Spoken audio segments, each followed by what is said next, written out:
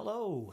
In this video we're going to look at how to solve one of the problems that you might face when you've decided that you'd like to capture a scene that has movement in it.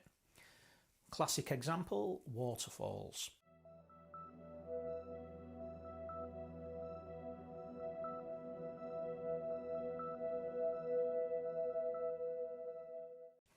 So even though you've managed to get the shutter speed correct in order to kind of capture the movement of those dynamic elements within the scene, when you're using that longer shutter speed, you find that your shot ends up overexposed. Now, what we're going to look at is how ND filters can sort this problem out for us and give us those dreamy movements in things like water, foliage, or even clouds in the sky. First, let's take a look at what NDs are. This one's rectangular in shape and is made of toughened glass. You can get filters that are made from resin material as well. Full disclosure, all the filters that I use are from Case, with whom I'm a pro partner. They produce a very high quality product, and if you're getting more serious about your photography, then I'd recommend thinking about investing in some high quality filters.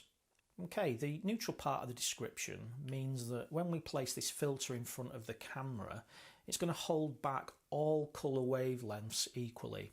So your scene isn't going to change colour when the filter's in front of your lens. Colour filters aren't really used outside of analogue film photography today, as if you wanted to deliberately change colour in a scene, it's actually much more simple and manageable to do that in photo editing. So we're not trying to change colour. All we're trying to do is control and manage the amount of light that's coming into the camera with these filters.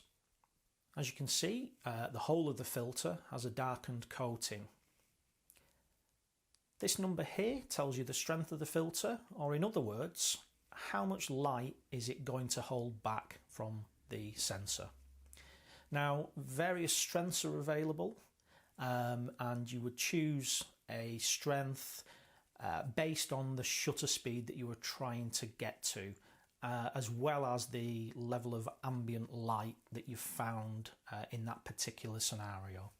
Now, in simple terms, you can think of ND filters as sunglasses for your camera. If the scene's too bright, those sunglasses are going to help reduce the brightness. Okay, so why use them? Well, because they hold an amount of light from getting into your camera. What does that mean? Well, if you think about the exposure triangle, I'll detail that in another video. One option that we have to ensure we get a good exposure is to adjust the length of time that the light is hitting the sensor. Or in other words, we can change the shutter speed of the camera. Now, if we're looking at moving elements in a scene, we're probably starting to think about how can I record that in such a way that even though I'm taking a still image, it still gives a sense of movement. So if a tree branch is blowing about in the wind, how do you get that and communicate that in a single picture? Or if you're at a waterfall, how do you get a sense of movement in the water? Well, key to that is being able to control the shutter speed that you want. Now, in recent years, my style of photography has gone from kind of very detailed, very realistic landscapes to something that's much more interpretive or even abstract. And a very important creative tool for me is the ability to control the length of the exposure and being able to select a shutter speed that I feel enables me to render that scene in a particular way. Okay, so next, how to use them. You've got something that's moving in your image and you've decided that you want to create a sense of motion, and that requires you to use a longer exposure time. Or in other words, you need to have a slower shutter speed. Now, To achieve these slower shutter speeds, the first thing I'd recommend before diving straight in for your filters is actually seeing whether you can get to the appropriate shutter speed and keep the exposure looking okay by changing some of the other variables that we've got under our control. Okay, so first, try stopping your aperture down so you're minimizing the size of the hole through which the light gets into your sensor. As you do that, the camera will make an equal and opposite adjustment in terms of the shutter speed. So as that hole gets smaller, the camera will, if you're in aperture mode, automatically lengthen the shutter speed in order that it's still getting the same quantity of light in. So first things first, try stopping down your aperture.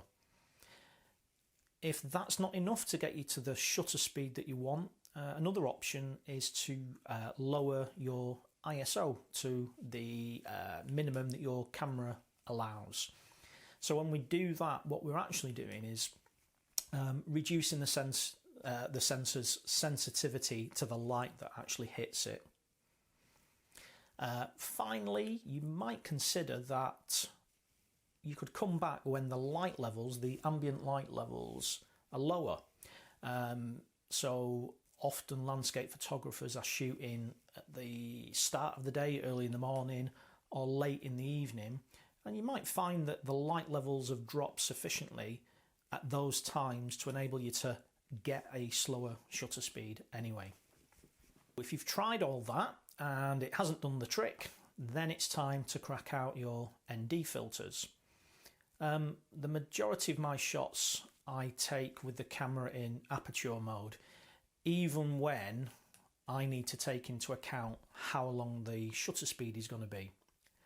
But this is a personal thing, and if you're just starting out and you find it easy to understand shooting in shutter mode or TV mode if you shoot Canon, that's absolutely fine. Do what works for you.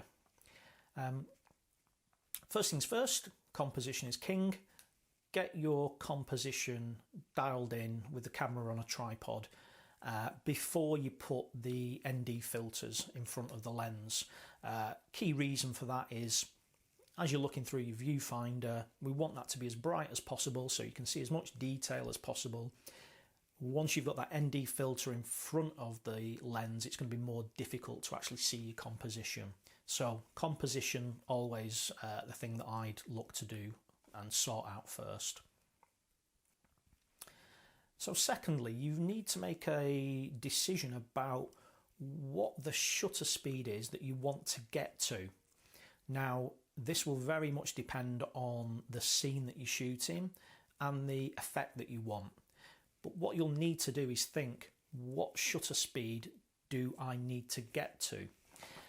So for example, if I'm shooting moving water, I often like the look when the shutter speed is at around 1/4 of a second. So what I'll do is use a filter that enables me to start off at 1/4 of a second. Okay, so I know that I want to get to 1/4 of a second, or in another case you might want to get to 5 seconds, whatever it is. You then need to choose which strength of ND filter is required to hold back sufficiently the light getting into the camera in order that you can get your shutter speed.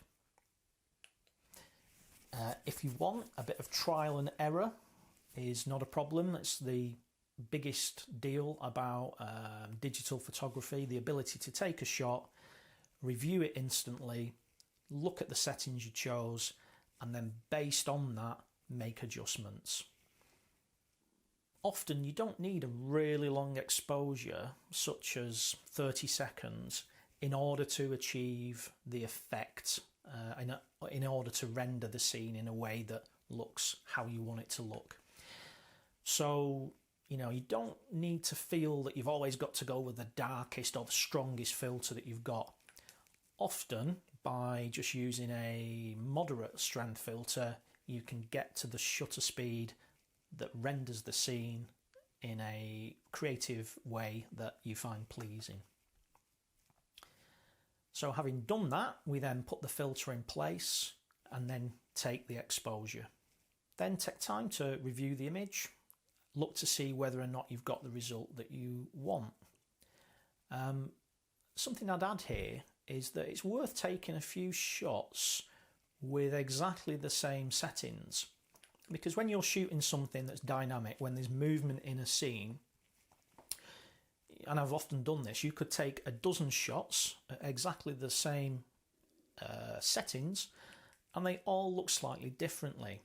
So one example is when I was up in the far northwest of Scotland, taking this coastal scene, and as the waves came in and out, I took a number of shots that were at exactly the same settings, but the final image looks quite different. So don't feel it's just a one-shot trick here. If there's movement in a scene, it might appear differently as you go through a sequence of shots. Having done that, it's also worth playing with the speed or varying it. Try a bit of a longer exposure, a bit of a shorter exposure, and that again will give you some slightly different looking shots. And then when you are back at home and you're enjoying a glass of wine or a tipple of something else, whatever you do when you're editing, basically you can decide then which you think is the most successful image or which you prefer most. Essentially give yourself the options, take those shots as you're there, doesn't take a lot more effort, give yourself some more pictures to select from in that final editing process. Okay, so some things to consider when you are using ND grads. We're using longer shutter speeds, and that, if we didn't have the camera steady on a tripod, would result in camera shake, or basically movement, which shows itself as a lack of sharpness more often than not.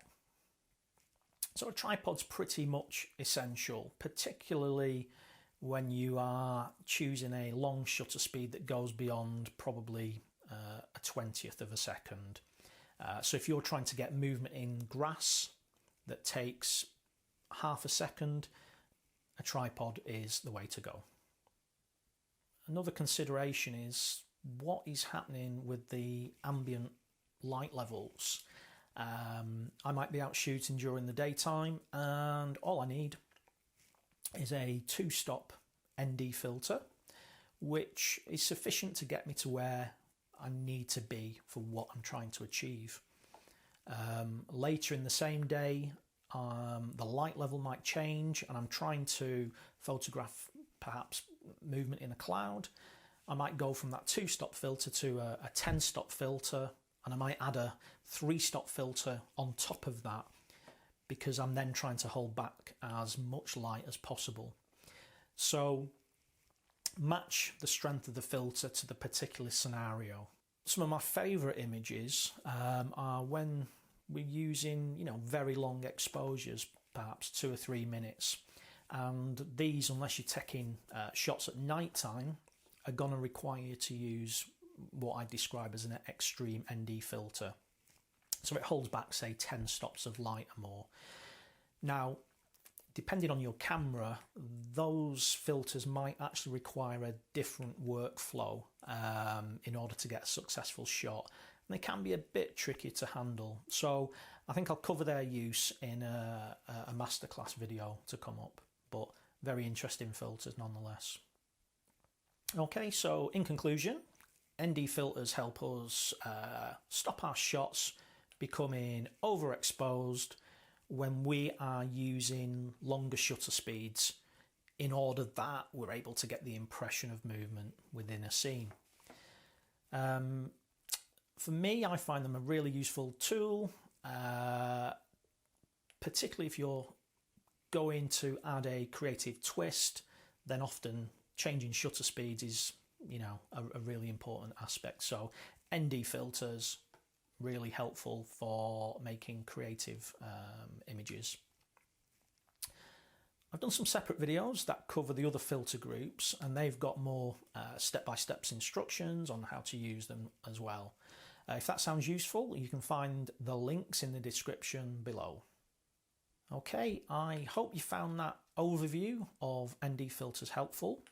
If you've got any questions or thoughts, then just pop them into the comments below, and consider subscribing if you'd like to keep up to date with more photography tips videos.